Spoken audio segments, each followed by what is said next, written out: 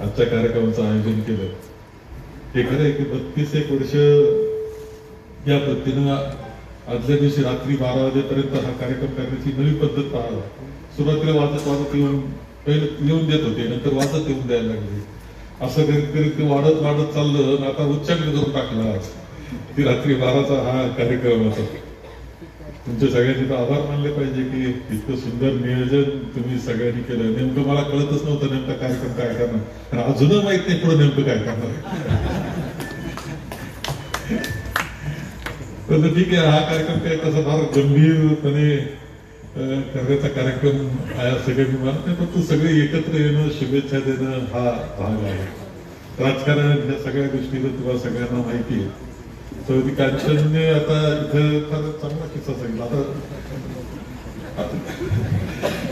आता अशी परिस्थिती आहे की मी जोरवेला राहत होतो, नदी काठी शेतावर राहत होतो. पितृ दादा हे त्यावेळेस बँकेचे राज्य बँकेचे चेअरमन 83 साली त्यावेळेस राज्य बँकेचे चेअरमन नव्हते, पण एमएससी बँकेला डायरेक्टर आमदार होते. 78चे आमदार झालेले, जिल्हा बँकेचे चेअरमन होते त्यावेळेस, आणि जिल्हा काँग्रेसचे अध्यक्ष होते. अशा विविध पदावर ते होते. आणि मी वकील म्हणून आलो. विषय लग्नाचा साहजिकपणे असणे. मी एक विचार करत असायचो की आपल्याला जोरव्याला राहायचं. घरामध्ये गर्दी अशी की सकाळपासून चहा उकळायचा कार्यक्रम आपला चालतो. असतील जेवणाच्या वेळेस त्यामुळे जेवणाला जीव घालायची पद्धत इथं आहे. इथं टिकल कोण हा खरा प्रश्न होता. आणि ते आमच्या चाललेलो होतो. आणि त्यावेळेस योगायोगाना एक गोष्ट घडली की आपल्या साईबाबा हॉल कॉलेजवरच एक कार्यक्रम होता, आणि अचानक एक पाहुणे कपडे दागला बिगला कडक हे एक धोतर टोपी असे आले. आम्ही एकच कार्यक्रम होतो. इथंच आणखी 2-4 जण होते, पाहुणे आले, पाहुणे करायचे पाहुणे. तर काय आहे तर त्यांनी सांगितलं की आम्ही स्थळासाठी आलेलो आहे. तो स्थळासाठी आले म्हणून थोडं बाजूला जाऊन बसले, कारण ते कार्यक्रमात होतो आम्ही, तसं कॉलेजच्या कार्यक्रमामध्ये होतो.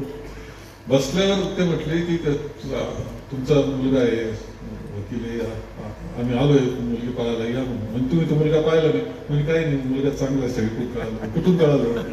तर त्यांनी सांगितलं की त्यांचा एक मुंबईचा कपड्याचा व्यापारी त्यांचा मित्र होता, म्हणजे त्या सासऱ्यांचा, शाहजीराव पाटलांचा. त्यांच्याकडे ते मुंबईचा कपड्याचा व्यापारी बसले. तिथं आपले कुठेतरी लावटी म्हणून कपड्याचे व्यापारी तिथे नेमकं आले होते. त्या लावटीला त्यांनी विचारलं आहे का तिकडे एखादं स्थळ. तर ते बोलले आमच्याकडे चांगलं मोठं स्थळ आहे, म्हणजे आमच्या आमदाराचाच मुलगा आहे, आता वकील झालाय.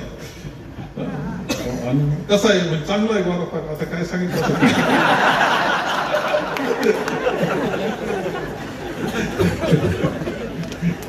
काय आता म्हणजे आता त्यांनी सांगितलं काय नाही सांग याच पाहायला. मग तरी मला मी तिथंच कार्यक्रमात होतो, मला कार्यक्रमात बोलून घेतलं, नमस्कार झाला मला. गेले मग पाहण्याकरता ते मी ते घर पाहिलं.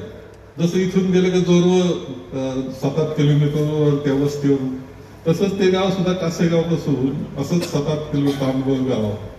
हे घर अगदी सगळं माणसांनी भरलेलं घर. सगळा दवाडका दिसला. 3-4 तिचे भाऊ हे गावकऱ्यांचा राग आम्ही पाहिल्यावर म्हणलं का मी म्हणलं बाकी काही असो आपल्या घरी बरोबर कार्यक्रम.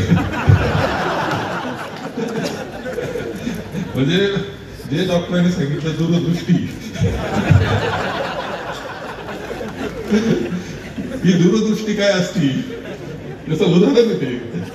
काय कोण चालेल गौरवाच्या वस्तीवर शेतात, कोण त्या उकळील, कोण जीव खाऊ घालील, बरोबर परफेक्ट दूरदृष्टी होती. म्हणजे काही अडचण आली नाही. म्हणजे अचूक निर्णय हा सांगायचा राहिला डॉक्टर तुमचा, बिनचूक निर्णय. आणि त्यामुळे तसं छान झालं. आता सध्या काय म्हणजे तसा कटकट नावाचा प्रकार काय तुमचं तुम्हाला माहिती आहे तुमचं कसं आहे, पण म्हणत नाही पाठीमागं. तर आपलं छान आहे म्हणजे काही असो त्यांचं चाललेलं असतं. आपण आपलं काम करायचे. तिथं घरात कुत्र्याच्या घरात फार कटकट असते. तो दिवसभर राबवतो, कष्ट करतो, भेटतो, हे करतो, राबवतो. घरी आलं का त्यांनी म्हणायचं, आले का फिरून?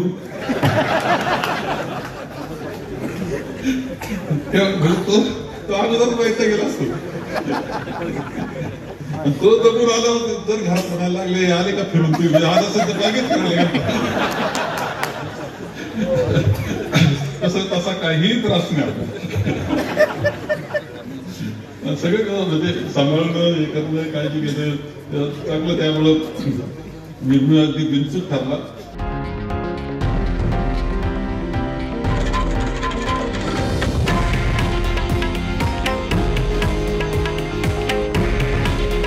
हे आहे देशातील नंबर 1 न्यूज नेटवर्क आणि आपण पाहत आहात TV9 मराठी.